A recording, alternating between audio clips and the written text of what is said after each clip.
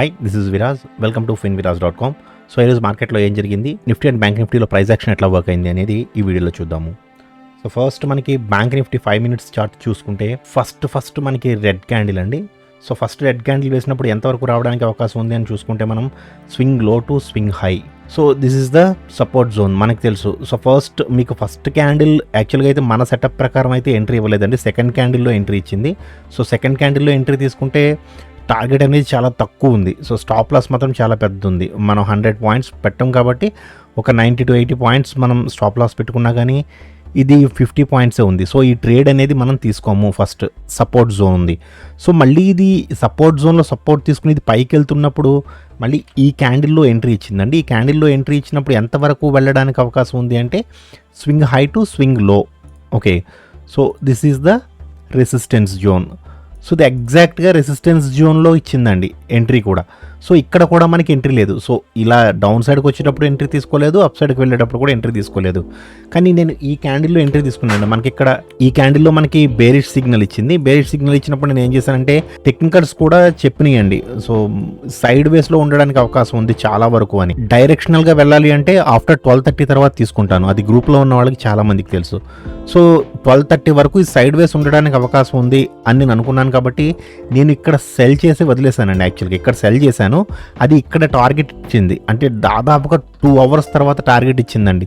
అది కూడా ఎంత అనుకుంటున్నారు, జస్ట్ 40 rupees. 40 rupees టార్గెట్ కోసం ఇంతవరకు వెయిట్ చేయవలసి వచ్చింది. సో అంత కన్సాలిడేషన్లో ఉందండి మార్కెట్. సో ఇది కిందకు వస్తున్నాను. యాక్చువల్గా అయితే నేను 15 minutesలో ఇక్కడ బేరిష్గా మారుతుంది అనుకున్నాను మార్కెట్, కానీ మారలేదు. ఇంకొకటి ఏంటంటే మనకి ఈ క్యాండిల్లో బుల్లిష్ ఎంట్రీ ఇచ్చిందండి మళ్ళీ.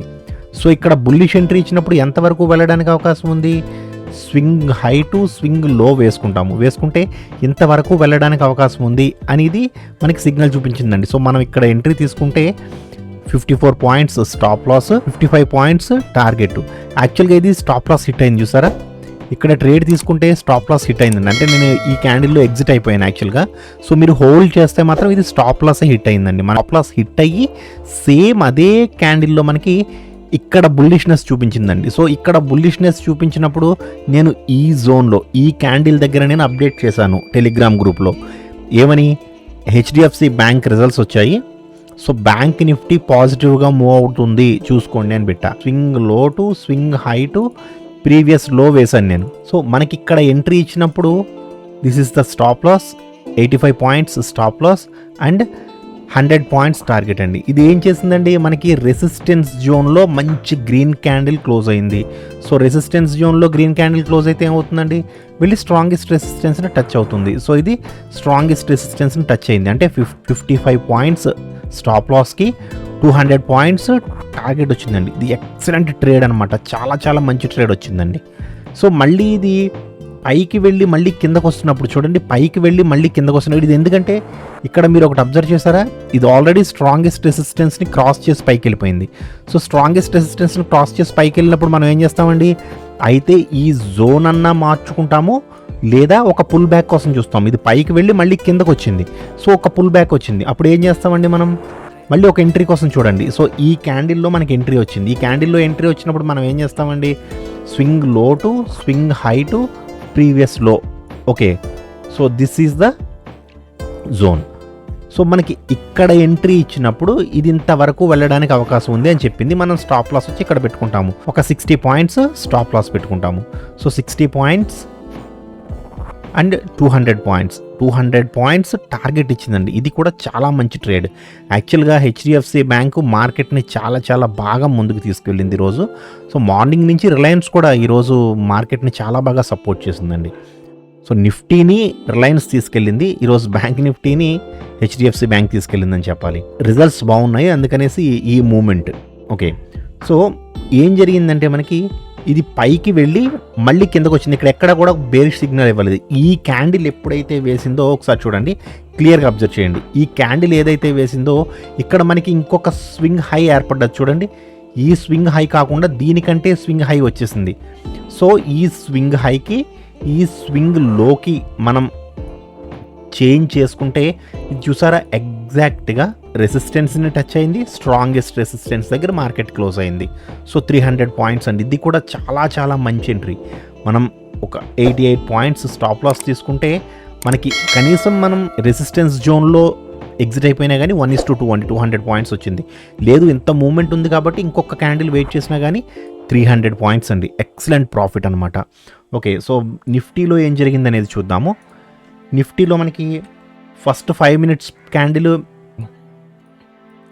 రెడ్ క్యాండిల్ అండి, no entry. Second candle no entry, third candle no entry, ఇది బేరిష్ ఎంట్రీ ఇవ్వలేదండి. ఫోర్త్ క్యాండిల్ మాత్రం మనకి బుల్లిష్ ఎంట్రీ ఇచ్చింది. సో ఇక్కడ బుల్లిష్ ఎంట్రీ ఇచ్చినప్పుడు ఎంతవరకు వెళ్ళడానికి అవకాశం ఉంది తెలుసు కదండి మనకి. Swing low to swing high to previous low. Okay, so మనం ఇక్కడ ట్రేడ్ తీసుకుంటే 15 points stop loss and 36 points target. ఇది హ్యాపీగా టార్గెట్ని హిట్ అయిందండి. అది కూడా చూసారు ఒకసారి, మనకి రెసిస్టెన్స్ జోన్ దగ్గర దాదాపుగా 2 అవర్స్ పాటు ఇది హోల్డ్ చేస్తుందండి. రెసిస్టెన్స్ జోన్ దగ్గరే ఉండిపోయింది. సో ఇది కిందకు వచ్చేటప్పుడు ఈ క్యాండిల్లో మళ్ళీ మనకి బేరిష్ సిగ్నల్ ఇచ్చింది. సో ఎంతవరకు రావడానికి అవకాశం ఉంది? Swing low to swing high support జోన్లో ఇచ్చిందండి మనకి ఎంట్రీ. సో ఇది రెసిస్టెన్స్ జోను, ఇది సపోర్ట్ జోను. సో ఈ రెండు జోన్స్ మధ్యనే మార్కెట్ అనేది చాలాసేపు కన్సాలిడేట్ అయింది. యాక్చువల్గా ఈ క్యాండిల్లో మళ్ళీ మనకి ఫుల్ బేరిష్ సిగ్నల్ చూపించిందండి. ఎక్కడ అంటే 15 మినిట్స్లో ఈ క్యాండిల్లో బులిష్నెస్ చూపించింది. ఈ క్యాండిల్లో బులిష్నెస్ చూపించినప్పుడు ఎంతవరకు వెళ్ళడానికి అవకాశం ఉంది? ఈరోజు swing low to swing high to previous low తీసుకుంటే this is the entry point. 15 points stop loss and 13 to 15 points target. ఇది కూడా టార్గెట్ ఇచ్చిందండి. ఓకే, సో మళ్ళీ ఇది పుల్ బ్యాక్కి వచ్చి అంటే కిందకి వచ్చి మళ్ళీ పైకి వెళ్తున్నప్పుడు ఈ క్యాండిల్లో మళ్ళీ ఎంట్రీ ఇచ్చింది చూసారా. ఈ క్యాండిల్లో మళ్ళీ ఎంట్రీ ఇచ్చింది. సో ఎక్కడి నుంచి అండి మళ్ళీ same swing low to swing high to. ఈ హై ఎందుకు తీసుకున్నాం ఐడియా ఉంది కదండి. ఈ హై కంటే ఈ హై పెద్దది ఉంది. సో స్వింగ్ హై ఇంకా పెరిగిపోయిందండి. సో ఈ హై తీసుకున్నాము. సో మనకి ఈ క్యాండిల్లో ఎంట్రీ ఇచ్చినప్పుడు this is the entry point and 16 points stop loss and 21 points target.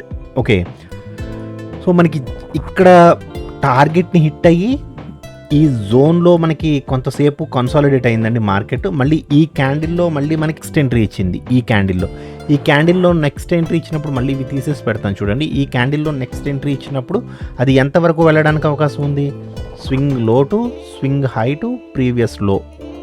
ఓకేనండి, సో ఇక్కడ ఎంట్రీ ఇచ్చింది అంటే this is the stop loss, 21 points stop loss and 28 points target. Okay, 28 to 30 points. యాక్చువల్గా అయితే 50 దాకా ఇచ్చిందండి, కానీ మనం ఒక 30 పాయింట్స్కి మనం బయటకు వచ్చేయచ్చు.